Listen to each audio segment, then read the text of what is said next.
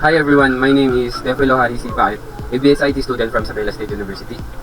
So today I will explain the 10 probability equations using my whiteboard. These equations are very useful in understanding the basics of probability, especially in real life scenarios. Let's get started. So this is the number one equation. This is the first.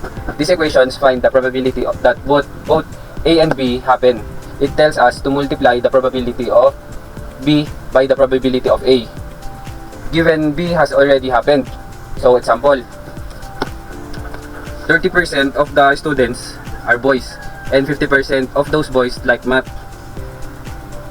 So the probability that a student is a boy who likes math is 0.3. So 0.3 we will times it by 0.5. So it is equals to 0.15 or 15%. That is how the first equation works. So this is the second equation. This is same as the first one but from a different starting point. Now we begin with the A and find B given A. So example, 40% of the students like coding and 60% of them like Python. Then the probability is 0.4 times 0.6. It is equals to 0.24 or 24%. So we are on the third equation now. This is the addition rule. It tells us the probability that either A or B happens. We add both probabilities but subtract the overlap since it's counted twice. In example, 50% of the students likes games and 40% likes anime and 20% like both. So the formula is 0.5 plus 0.4. We subtract it by 0.2. So it is equals to 0.7. That means 70% like either games or anime. So we are on our fourth equation. This is the complement rule. It tells us the probability that event A does not happen. Just subtract the probability of A from 1. Example, 30% will be the chance to rain today. Then there's 70% chance that it is not going to rain.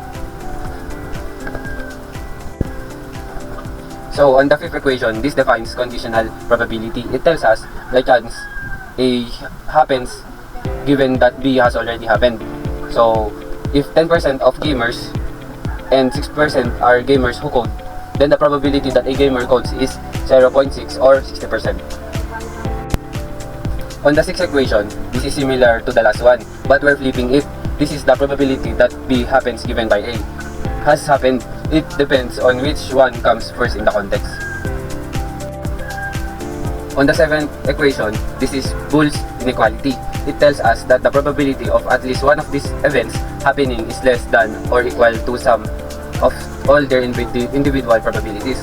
It's helpful when estimating the risk. So on our eighth equation, this is the Bonferroni's inequality. It gives a lower band on the chance that all events happen. You subtract the sum of their complements from 1 to estimate the minimum combined probability. So on the ninth equation, this helps us find the probability that A happens and B does not. Take a total probability of A and subtract the part that also includes B. So on our last equation, the 10th one, the law of total probability. This is the law of total probability. It helps us to find the overall probability of B when B can occur. In different situations, you can add up all the ways B can happen weighted by the chance of each condition. So example, 40% are BSIT and 60% are BSED.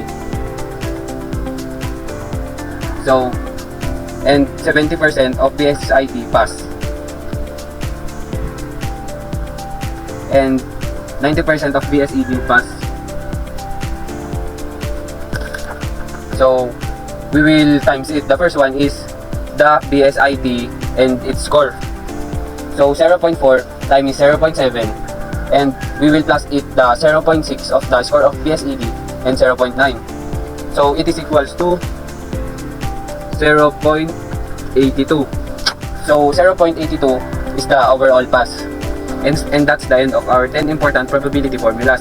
I hope this short explanation helped you to understand how and when you use them. Thank you for watching.